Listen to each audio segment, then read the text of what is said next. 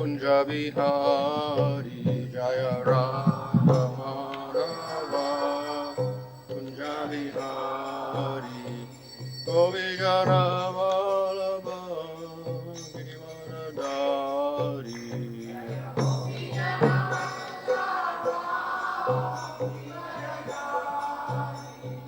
Yasoda Nandana Brajajana Ranjana Jamuna Tira Vanachari Jamuna Tira Jaya Radha Madhava Kunja Vihari Jaya Radha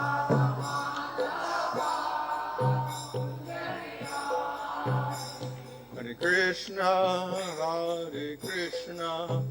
Krishna Krishna Hare Hare Hare Rama Hare Rama Rama Rama Hare Hare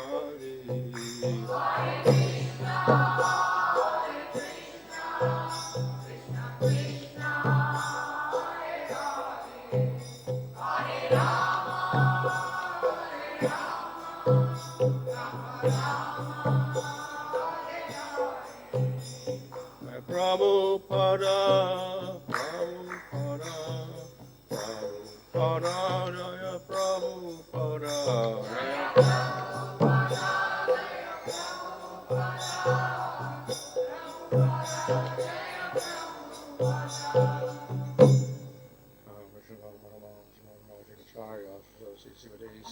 Bhaktivedanta Swami Srila Prabhupada ki jai, Namaskar Harida Saku ki jai, Prem Sakal Sri Krishna Chaitanya, Prabhu Nityananda, Sri Advaita Gadadhar Sri Gaur Bhaktivedanta ki jai, Sri Radha Krishna Gopal Govardhan Shama Kunda Radhakade, Didi Govardhan ki jai, Sri Vrindavan Dham ki jai, Navadhup Dham ki jai, Gang Jamuna Tulasi Bhakti Devi ki jai, Ananda Koti Vaishnava Vrinda ki jai, Samaveta Bhaktivinoda ki jai, Gopremanandi. All glories to the Son of the devotees, all glories to the Son of the devotees, all glories to the Son of the devotees, all glories to Sri Guru and Sri Guranga, all glories to Sri Prabhupada. Om Namo Bhagavate Vasudevaya. Om Namo Bhagavate Vasudevaya. Om Namo Bhagavate Vasudevaya.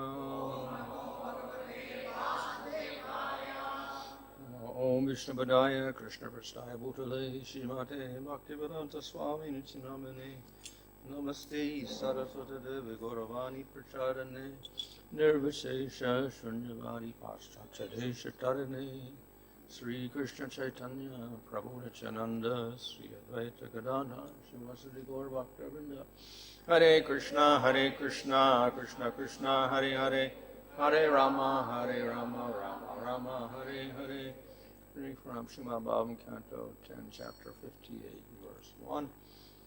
Shri Sukha Uvacha Ekada Pandavan Drashtum Pratitan Purushottama Indra Prastam Gata Shriman Yuyudanadi Birvrata Shri Sukha Uvacha.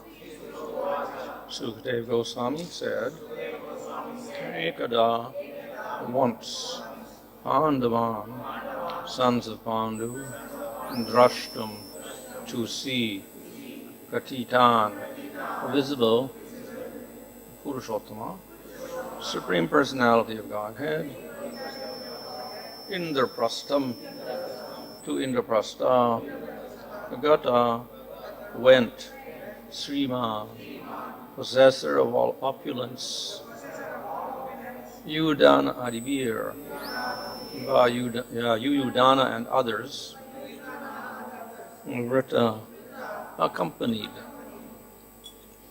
Translation, Sukadeva Goswami said, once the supremely opulent personality of Godhead went to Indraprastha to visit the Pandavas, who had again appeared in public. Accompanying the Lord were Yuyudana and other associates. Purport: almost everyone except Lord Krishna and Lord Balaram had thought the Pandavas perished in the fire set by Duryodhana in the house of Lack. Now the Pandavas had appeared again in public, and Krishna was paying them a visit. When the Pandavas saw that Lord Mukunda had arrived, those heroic sons of Pritha all stood up at once, like the senses responding to the return of the life air. Purport: the metaphor used here is quite poetic. When a person is unconscious, the senses do not function, but when consciousness returns to the body, all the senses spring to life at once and begin functioning. Similarly, the Pandavas all stood up at once, enlivened to receive their Lord, Sri Krishna. The heroes embraced Lord Achyuta, and the touch of his body freed them of sin. Looking at his affectionate, smiling face, they were overwhelmed with joy. Purport: Srila Jiva Goswami explains that since the Pandavas were never sinful, the term Ainasa here refers to the suffering caused by the separation from Krishna. That unhappiness was now vanquished by the Lord's return. After the Lord bowed down at the feet of Yudhisthira and Bhima and firmly embraced Arjuna, he accepted obeisances from the twin brothers Nakula and Sahadev. Purport: externally, Krishna was the Pandavas' cousin, and the relationship was just like that between cousin brothers, because Yudhisthira and Bhima were externally senior to Krishna. The Lord bowed down at their feet, whereas he embraced his peer Arjuna and accepted obeisances from the younger brothers Nakula and Sahadev.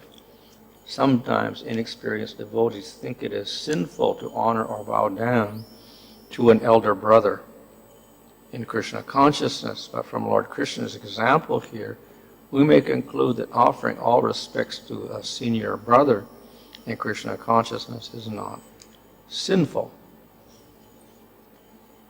Faultless Draupadi, the Pandavas' newly married wife, slowly and somewhat timidly approached Lord Krishna, who sat on an exalted seat, and offered him her obeisances. Purport: Srimati Draupadi was so devoted to Krishna that she herself was called Krsna, which is a feminine form of the name, and Arjuna was also called Krishna because of his devotion to the Lord. Similarly, the devotees in the modern Krishna conscious movement are often called the Krishnas. So it appears that the custom of addressing Krishna's devotees by his name has a long history. Satyaki also accepted a seat of honor after receiving worship and welcome from the Pandavas, and the Lord's other companions, and being duly honored, sat down in various places. The Lord then went to his aunt, Queen Kunti. He bowed down to her, and she embraced him, her eyes moist with great affection. Lord Krishna inquired from her and her daughter-in-law, Draupadi, about their welfare, and they in turn questioned him at length about his relatives in Dwarka. Purport: Vishnu Chakravarti Thakur envisions that as Lord Krishna was sitting on his seat, he saw his aunt Kunti approaching in great eagerness to see him. He then rose at once, quickly went up to her, and offered his obeisances. His eyes moistened with extreme love. Her eyes moistened with extreme love. She embraced him and smelled his head. So overcome by love that her throat choked up and her eyes filled with tears, Queen Kunti remembered the many troubles she and her sons had endured. Thus she addressed Lord Krishna, who appears before his devotees to drive away their distress. So here we begin some new topics, principally the marriage of Krishna to 5 other queens. Here we have first the story of how the Lord went to visit the Pandavas after they came out of hiding. Here we see that there was some exchange between them according to their different relationships with Krishna. As explained in the purport, of course, Pandavas and Krishna were cousins, more or less. So, in that sense, equal. But there was also some distinction. So, for instance, Yudhisthira was elder, and Nakula and Sahadeva were younger, and Arjuna was the same age as Krishna. So we see in this description how the Lord bowed down to Yudhisthira and Bhima. He bowed and touched their feet. Whereas Nakula and Sahadeva, they bowed down to Krishna. And he embraced Arjuna. So there was a different type of respect, and not only respect, actually a different type of rasa. Of course, we know that Arjuna is famous for Sakya, friendship, and that's suitable because Krishna was and Arjuna were of equal ages, same age. Just as Balaram has a little Vatsalya mixed with his Sakya because he is older than Krishna and he has to take care of Krishna. So we find that Yudhisthira and Bhima also were older than Krishna. So not exactly equal. So therefore Arjuna offered them respects and he was the inferior in that case. And at the same time, the Nakula and Sahadeva were younger than Krishna, so they bowed down to him. So we can say there's a dasya type of relationship that they have with Krishna. So in this way, there's a various mixture in the mood here because of the age difference and and consequently the relationship had a little bit of a difference in it. So in this way, we find that they express their attraction for Krishna and their love for Krishna, but slightly differently. And Krishna also responds differently. So therefore, he is actually treating everyone differently here according to their particular type of rasa. And it's also mentioned here how the Pandavas mentions that they by touching him, then they got rid of their sin. But because they're nitya siddhas, they don't have any sin. So we cannot always take the literal meaning of these words. So in this case, the meaning is that it doesn't refer to sin, but it refers to the pain of separation from Krishna. And by meeting him, then their suffering in separation was relieved. So that's a more suitable explanation of that term. So we should never think of the Pandavas as actually suffering and subject to karma.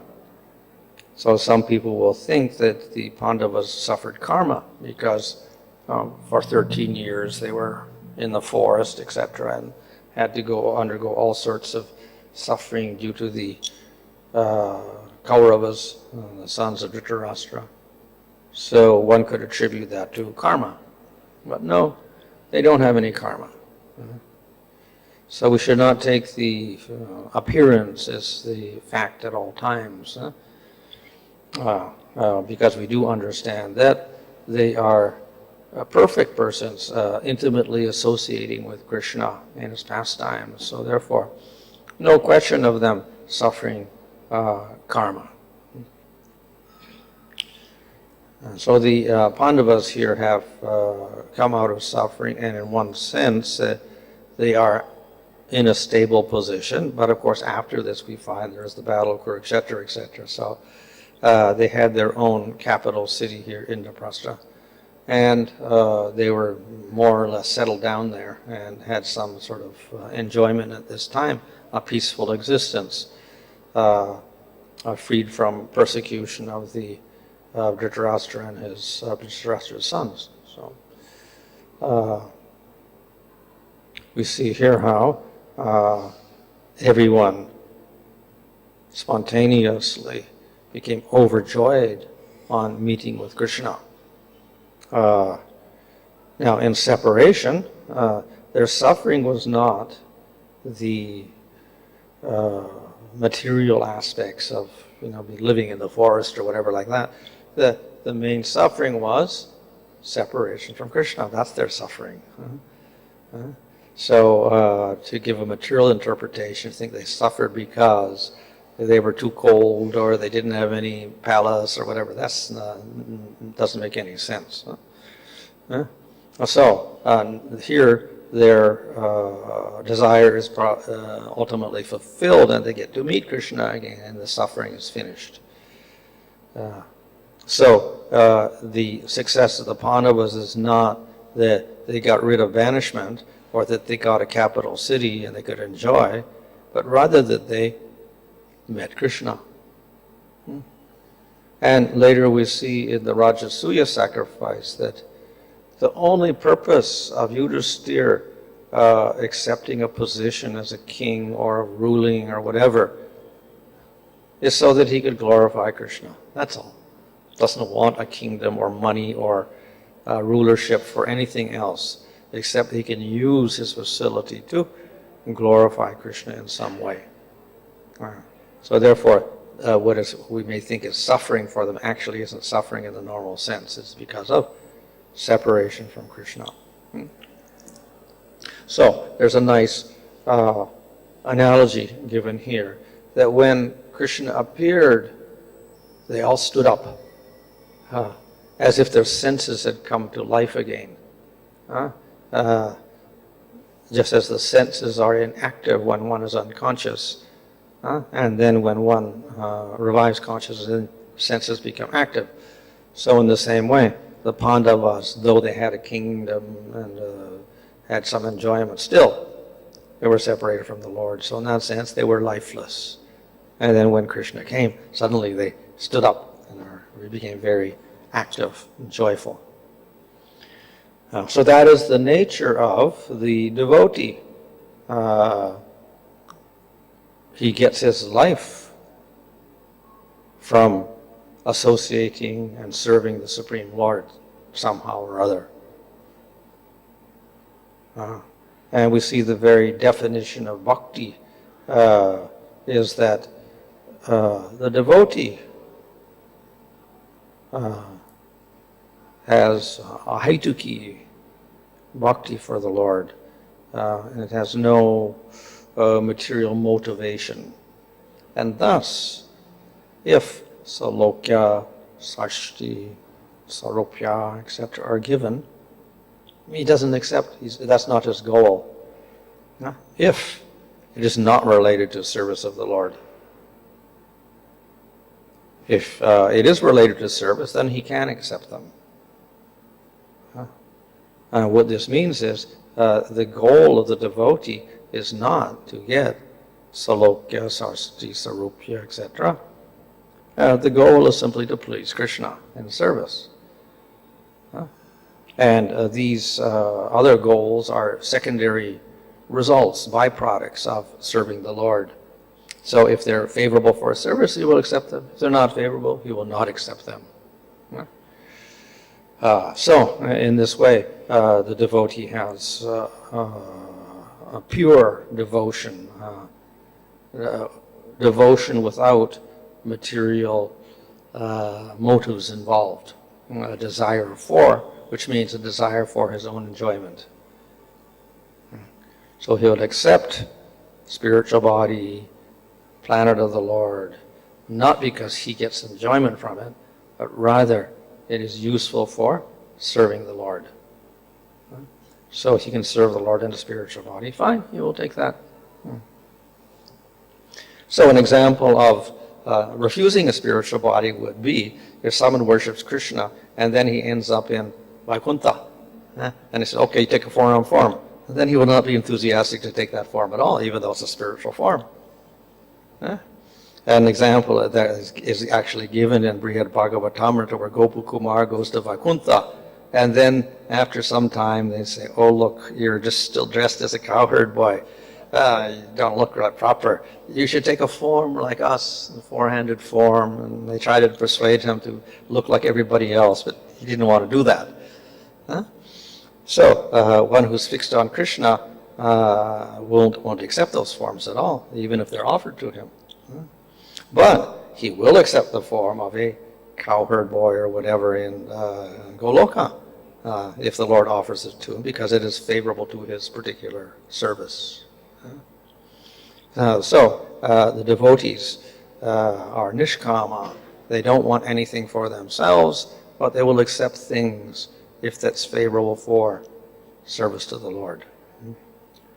So, ultimately, of course, the Lord delivers the devotee from the material body and gives them a spiritual body. Why? Because that's more favorable. The material body is temporary. It is limited. So not so favorable for the devotee. Spiritual body, one can go to higher and higher levels of sneha and pranaya and raga and anuraga. Not possible in the material body at all. So therefore the Lord supplies a spiritual body, and this is favorable for the devotee. But then again, the Lord also supplies that body which is favorable or suitable for the particular rasa of the devotee, and not something unsuitable. And if so, then the devotee accepts that. So it's not that the devotee refuses these things, salokya, sarsti, etc., but only what is appropriate for his particular service to the Supreme Lord. So the main element is he wants to serve the Lord. So that service implies that he's trying to please him. If we do service, but we have no idea of pleasing the person, then it is not real service. It is just more like we're doing it for some other reason. So real service is we're doing it for the pleasure of the other person. So then no idea of getting anything for yourself. However, we do know that ultimately the devotee does get something. What does he get? He gets bliss. Because the very nature of bhakti is hladini and samvit shakti. So prema means that the devotee gets bliss also. So he gets that as a result, but his goal is simply to please the Lord. And by pleasing the Lord, then the bliss of the Lord spreads to the devotee. So therefore the devotees in all situations, especially these nitya siddhas, they're not aware of material impediments and material conditions, material suffering at all. They're always absorbed in the Supreme Lord. So that is also part of the definition of this bhakti. It's a haituki and avyavahita, continuous. It goes on continuous. Example is given like honey. You pour honey, it's all sticky, and it comes out in one stream. The water can be broken, but honey is all like one stream like that. So in this way, the bhakti is continuous. It's never interrupted. Okay? So that is true of all these siddha devotees.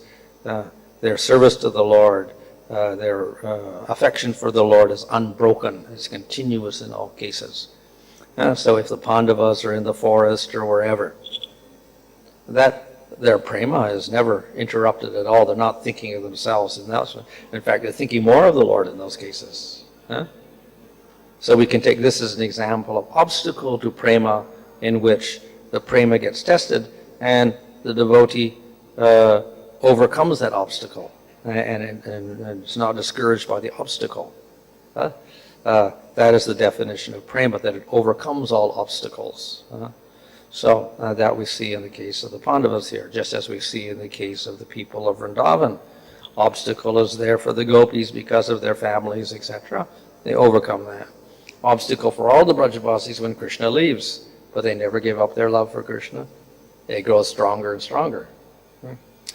So, same with the Pandavas. Obstacle is there for them in the form of persecution by the sons of Dhritarashtra and getting banished to the forest for 13 years, etc.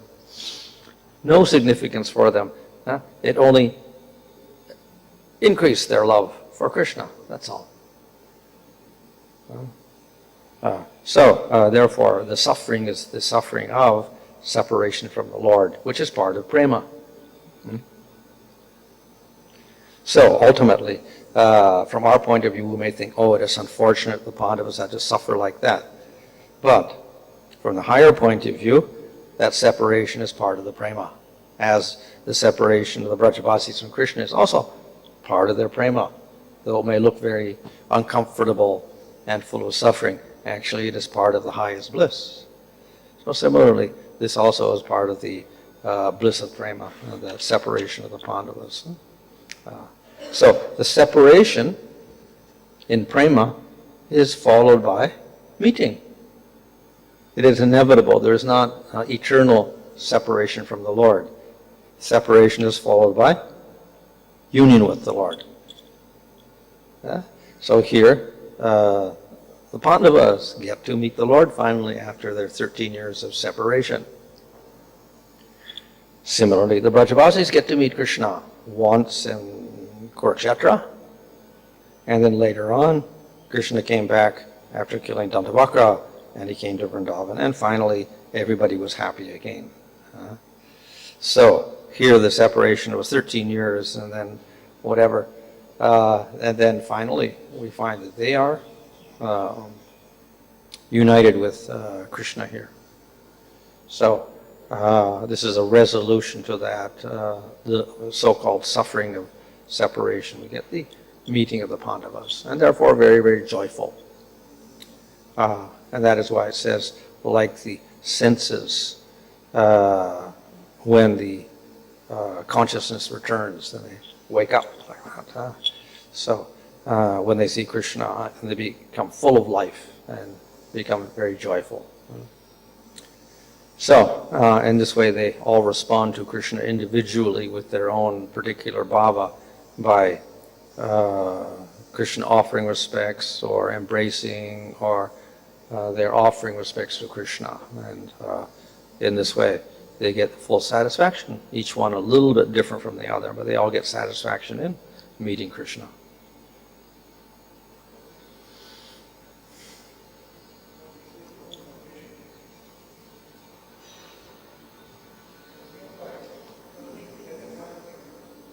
We forget it. I think this is only meant for the elevated devotees. For the newcomers, they need to be together, to see the Lord always. Only when you're elevated, we can actually understand separation. Otherwise, they forget. Well, in one sense, the devotees in doing sadhana are always separated from the Lord until they get to Bhava stage. And then in Bhava stage, we see in the case of Narada Muni, he saw the Lord once. And then at the end of his life, he said, you're not going to see you again until the end of your life, whatever like that. So at Bhava, he saw him once. So, of course, and one doesn't really see the Lord until Bhava stage. So there is a long period of separation in that sense. Now, the devotees in sadhana, of course, are not at prema, so this idea of separation and union is not really appropriate for them in the true sense of the term. But nevertheless, the devotees long for realizing the Lord. So they're in sadhana, and their goal is bhava, to meet the Lord in bhava and see the Lord and serve Him in bhava. So that's their goal, at least, is to meet the Lord at that stage. But there is some compensation given for a person in sadhana bhakti, and that is that we have deity forms. So, therefore, one can see the Lord in the deity form. And of course, we have the holy name, and it's not different from the Lord, so we can associate with the Lord through the holy name. But until we come to bhava, then we get a direct, we see the deity and we experience Krishna directly there, or we chant the holy name and directly Krishna manifests himself. So a little bit different, but nevertheless there's some mercy given to the devotees in sadhana so that they get some contact with the Supreme Lord. But it is, say, much less than the person in bhava and prema because he's covered over. He doesn't have the eyes to see the Lord. So even if the Lord would reveal himself, you wouldn't see him properly. As we see the demons see Krishna, but they don't appreciate him. So, therefore, according to the level, the Lord is gradually revealed until actually he manifests himself very nicely in bhava and prema stage. Said at the end of a sakti, or in the middle of a sakti, there's almost an appearance of the Lord. And so, almost it's like a reflection, a momentary reflection of the Lord in the heart. But then in bhava, we get the actual appearance of the Lord. You say that the Lord gives difficulties, He's testing the devotees. But Why is it Lord doesn't give much of happiness during time which is difficult for the devotees to remember? Happiness makes them to forget or that can also be a testing point, but we don't see that any other devotees get happiness because of that they are tested or anything like that. Well, in the Nitya Siddhas, the test really isn't a test because there's never any lessening of their affection for the Lord. It keeps increasing. But you can say that the separation is there to increase their love. If one is in sadhana bhakti, obviously that separation is we can attest in one sense because one may lose faith or whatever, and because of weakness. But that's not the intentional purpose of the Lord. That is simply the weakness of the devotee. So, according to the particular devotee, the Lord may do different things, make different arrangements. But he's always trying to protect the faith of the devotee and the bhakti of the devotee. So if he knows something will destroy the faith of the devotee, the Lord doesn't do that also. So in that sense, the Lord doesn't test the devotee and make him fail or whatever. So usually the difficulties that cause lack of faith are due to the devotee himself. It's not caused by Krishna. He may have committed offense or done different things. So as a result of that, he's in difficulties at the present time. But that's not an arrangement of the Lord to make him leave devotion.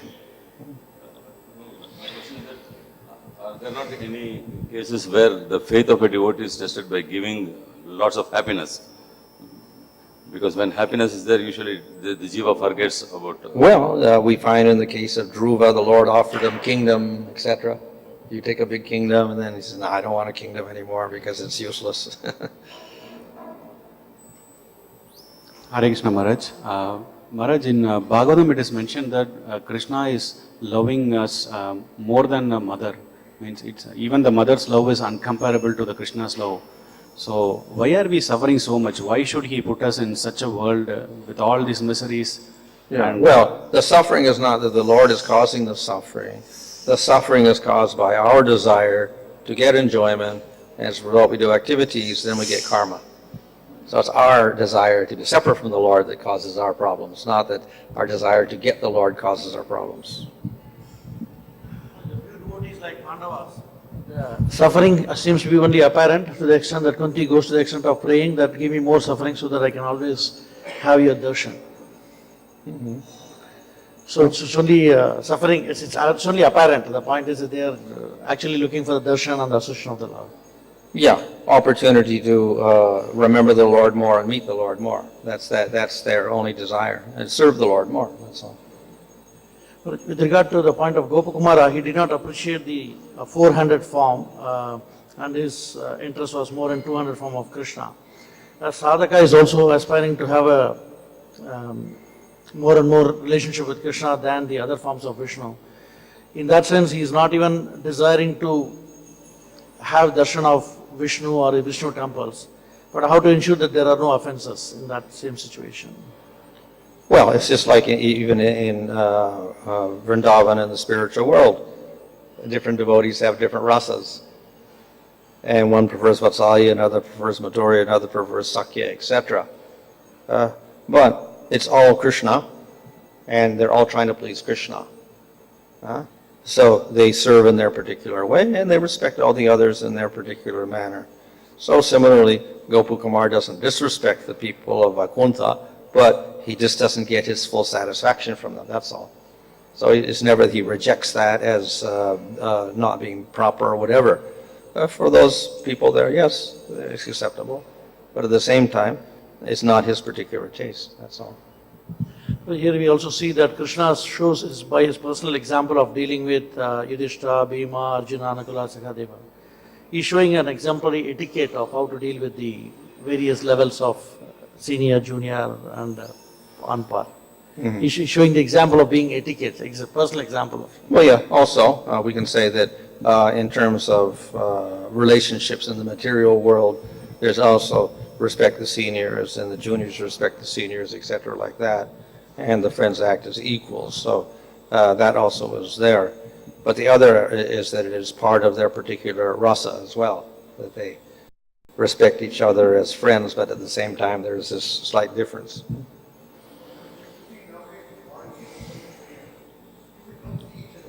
We have an interaction through online or some waves in the air. How we accept it? Separation. Most of people don't see each other. But they feel very happy when they send messages, I get messages. Well, of course, we have that in the spiritual world or whatever, Rukmini sending a letter to Krishna or whatever. It's also there. But nevertheless, eventually they want to meet also. So it culminates in actual meeting.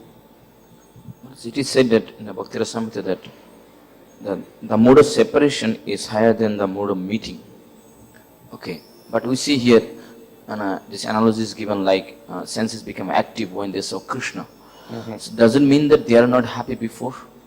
Well, from the external point of view, separation looks like suffering, as we see with the people of Vrindavan. When Krishna left them, they all appeared to die. They are almost dead, lying on the bank of the Jamuna, etc. So from our point of view, external point of view, it looks like suffering and whatever like that. From the point of view of rasa, at the same time, this is part of prema. It's another aspect of prema. And that separation gives rise to even greater intensity of the love. So therefore, internally it is a little bit different. But of course, Sanatana Goswami remarks that unless one attains that type of prema, one will not be able to understand it, why that suffering is actually bliss. Huh? So can you say that it's like a spiritual suffering? Because in that mood, when there is Well, the spiritual separation means spiritual suffering in that sense. because in that separation, one sees Krishna everywhere.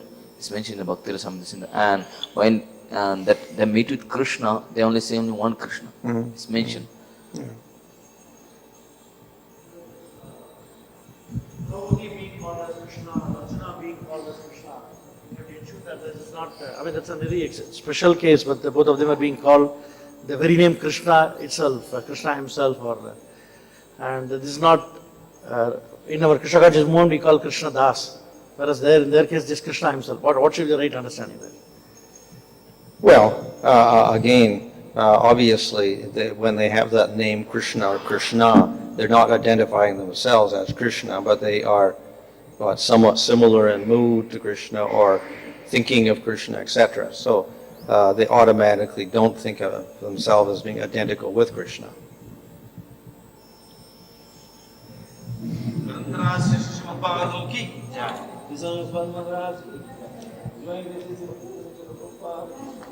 I go to the